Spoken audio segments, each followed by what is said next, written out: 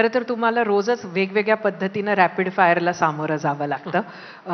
आम्ही अगदी परवाच एक रॅपिड फायर राऊंड पाहिला. आमचाही प्रश्नांचा हा शेवटचा रॅपिड फायर म्हणून घेऊया. फायर ब्रिगेड घेऊन फिरतो. उद्धव ठाकरेंच्या शिवसेनेसोबत परत युती होऊ शकते का, हो की नाही? नाही.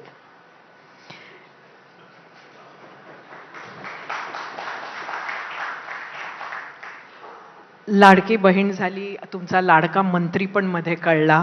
लाडके उपमुख्यमंत्री कोण, अजितदादा की एकनाथ शिंदे? दोघंही लाडके आहेत आणि मी पण त्यांचा लाडका आहे. त्यामुळे आम्ही लाडके मुख्यमंत्री आणि उपमुख्यमंत्री आहोत. लाडके ठाकरे कोणते, जास्त लाडके ठाकरे, उद्धव ठाकरे की राज ठाकरे?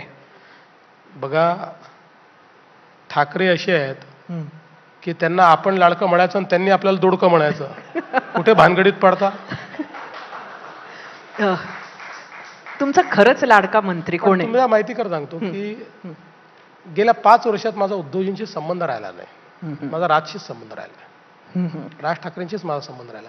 उद्धवजींनी संबंध तोडून टाक. ठीक आहे, म्हणजे मारामारी नाही आहे. समोर आलो तर आम्ही चांगलं बोलतो, नमस्कार करतो, पण संबंध म्हणून काही राहिला नाही. लाडका मंत्री खरंच कोण आहे, गिरीश महाजन की नितेश राणे? लाडका मंत्री योजना सुरू केलेली आहे, त्याचे निकष ठरलेले आहेत, त्याप्रमाणे ऍप्लिकेशन्स घेतलेले आहेत, त्याचं प्रोसेसिंग चाललं आहे. प्रोसेस पूर्ण झाली की सांगतो. शेवटचा प्रश्न, सर्वात जास्त सहकार्य किंवा हा प्रश्न मी वेगळ्या पद्धतीने विचारते, सगळ्यात जास्त नाराजी नाट्य कोण करतं, अजितदादा की एकनाथ शिंदे? नाही, नाराजी नाट्य वगैरे कोणीच करत नाही. मी तुम्हाला एक सांगू का, अलीकडच्या काळामध्ये सोशल मीडियामुळे किंवा या छोट्या छोट्या क्लिप्समुळे कुठल्याही गोष्टीला कशाही प्रकारे इंटरप्रिट केलं जातं. म्हणजे आपण बोलत असताना आपला फोटो काढून त्याचे 10 इंटरप्रिटेशन लोक तयार करतात. बघा, या प्रश्नामध्ये कसा देवेंद्रजींचा चेहरा खुलला, या प्रश्नामध्ये कसे देवेंद्रजी अडचणीत आले, असं त्याचं इंटरप्रिटेशन करता येतं. माझा अनुभव असा आहे की अजितदादा असतील किंवा एकनाथराव शिंदे असतील, या दोघांमध्ये काही नाराजी नाट्य वगैरे नाही.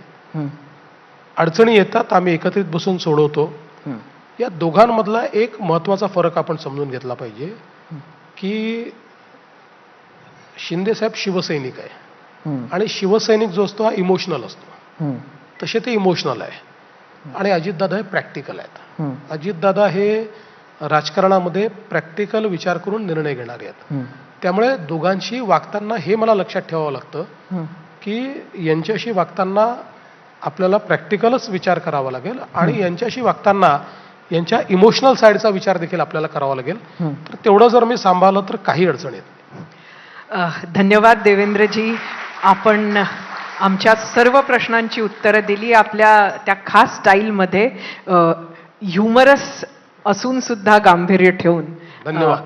आपल्या येणाऱ्या काळासाठी जी काही महाराष्ट्राची विजन आहे ती पूर्ण व्हावी यासाठी आमच्या शुभेच्छा. थँक्यू. खूप खूप आभारी आहे.